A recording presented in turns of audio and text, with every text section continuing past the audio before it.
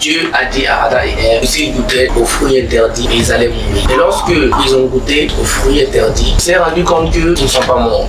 C'est un peu comme si Dieu nous mentait. Qu'est-ce qui s'est passé après? Lorsqu'ils ont décidé de s'unir pour travailler, parce qu'ils sont condamnés à la souffrance, quand ils se sont unis pour travailler, pour faire la tour de Babel, Dieu a vu que lorsqu'ils se mettaient ensemble, lorsqu'ils s'unissaient, ils ont plus de force et en construisant la tour, ils allaient atteindre Dieu. Dieu les a mélangés avec différentes sortes de langues, de telle sorte qu'ils ne se comprennent plus.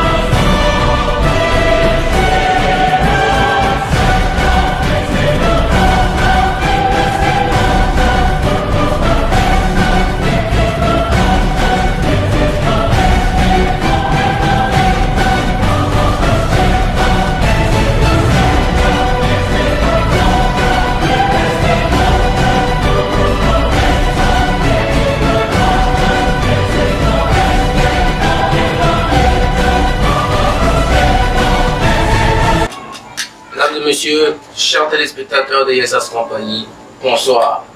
Moi, le Cédric Godorgo, président directeur fondateur de Yessas Compagnie. Alors, aujourd'hui, nous allons parler de pourquoi l'union fait la force. Lorsque vous regardez, par exemple, dans les Écritures saintes, il est écrit que lorsque Dieu a créé le monde, c'était en 7 jours et c'est le 7e jour que alors il a décidé de créer les humains pour qu'ils puissent profiter de tous les trésors qui se trouvent sur terre. Alors qu'est-ce qui s'est passé? Il s'est passé que il y avait un fruit à ne pas consommer. Je veux que l'on découvre ensemble quel est ce fruit interdit. Ce fruit interdit, alors, c'est le fruit de la connaissance. Et qu'est-ce qui s'est passé? Alors, Dieu a dit à Adam et Ève que s'ils goûtaient aux fruits interdits, ils allaient mourir. Et lorsque ils ont goûté aux fruits interdits, ils s'est rendu compte qu'ils ne sont pas morts. Qu'est-ce qui s'est passé? Ils ont pris conscience. Alors, Dieu leur a donné rendez-vous. Et lorsqu'ils sont arrivés, Dieu a remarqué qu'ils étaient conscients. Ils avaient pris conscience qu'ils étaient bons. Parce que quand ils ont trouvé le fruit, quand ils ont mangé le fruit, ils se sont retrouvés nus. Alors, ils ont pris des feuilles et ils se sont cachés leurs parties intimes. Donc Dieu a remarqué qu'ils étaient devenus conscients. Alors, le fruit de Fatu, c'est alors le fruit de la connaissance du bien et du mal. Et quelle était leur punition? Leur punition, c'était d'être condamnés à la souffrance. Les hommes seront condamnés à la souffrance par le travail, les femmes seront condamnées à la souffrance par l'accouchement. D'abord, c'est un peu comme si Dieu nous mentait, parce qu'il leur a dit que s'ils bouffaient le fruit, ils allaient mourir. Il s'est trouvé qu'ils ne sont pas morts, ils ont pris conscience de ce qui était le bien et le mal. Et qu'est-ce qui s'est passé après?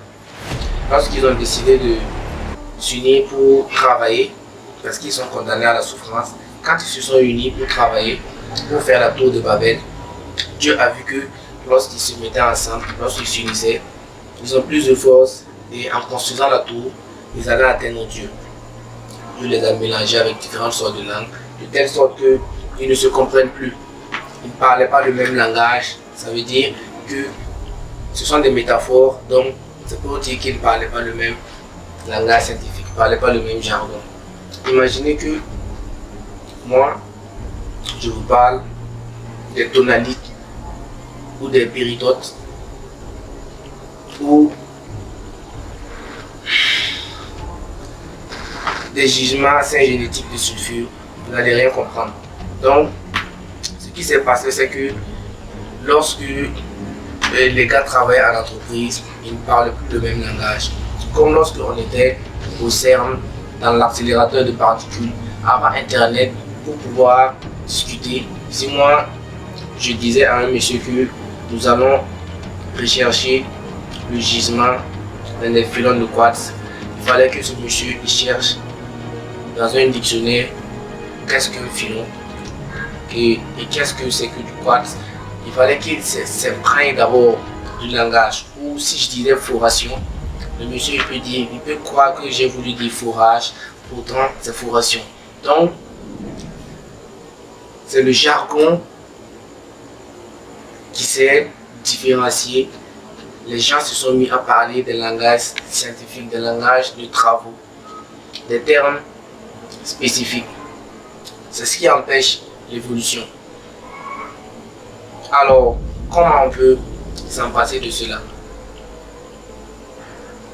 Nous ne devons pas utiliser des langages scientifiques, on doit utiliser des langages terre à terre, de la même manière que si vous regardez un film ou si vous suivez le journal, lorsque vous regardez un documentaire, vous allez comprendre très proprement.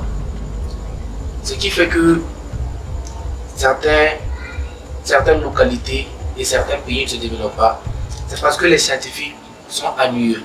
Lorsque vous voyez une revue de presse ou une écriture scientifique, un article scientifique, le scientifique qui sera devant vous, ce sera quelqu'un de dépressif, il n'aura pas l'air épanoui et son message ne va pas passer, il utilisera les termes scientifiques.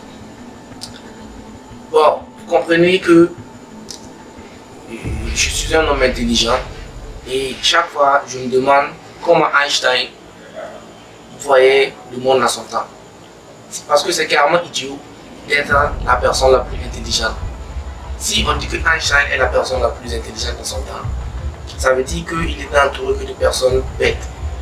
Imaginez à son temps comment tu peux vivre entouré de gens qui sont carrément débiles. Vous comprenez? C'était pas intéressant. Donc,